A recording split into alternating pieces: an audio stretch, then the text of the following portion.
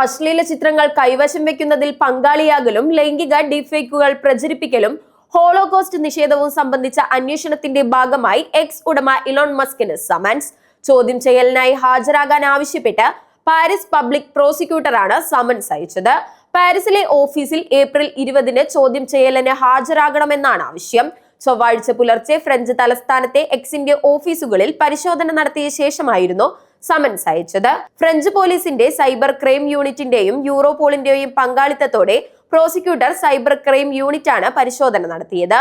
മസ്കിനെ കൂടാതെ എക്സ് മുൻ CEO ലിൻഡയ്ക്കും summons അയച്ചിട്ടുണ്ട്. എക്സിൽ ഫ്രഞ്ച് നിയമങ്ങൾ പാലിക്കുന്നതിലുണ്ടായ വീഴ്ചകൾ സംബന്ധിച്ച് ഉത്തരം തേടുകയാണ് ലക്ഷ്യം. കുട്ടികളുടെ അശ്ലീല ചിത്രങ്ങൾ കൈവശം വെക്കലിലും വിതരണത്തിലും പങ്കാളിത്തം വഹിക്കുക, ലൈംഗിക ഡീഫേക്കുകൾ സൃഷ്ടിക്കുന്നതിലൂടെ വ്യക്തിപരമായ അവകാശങ്ങളുടെ ലംഘനം, മനുഷ്യരാശിക്കെതിരായ കുറ്റകൃത്യങ്ങളുടെ നിഷേധം, ഒരു സംഘടിത സംഘത്തിന്റെ ഭാഗമായി ഓട്ടോമേറ്റഡ് പ്രോസസിംഗ് സിസ്റ്റത്തിൽ നിന്ന് നിയമവിരുദ്ധമായി ഡാറ്റ ശേഖരിക്കുക തുടങ്ങിയ കുറ്റകൃത്യങ്ങളാണ് പ്രോസിക്യൂട്ടറുടെ ഓഫീസ് അന്വേഷിക്കുന്നത്.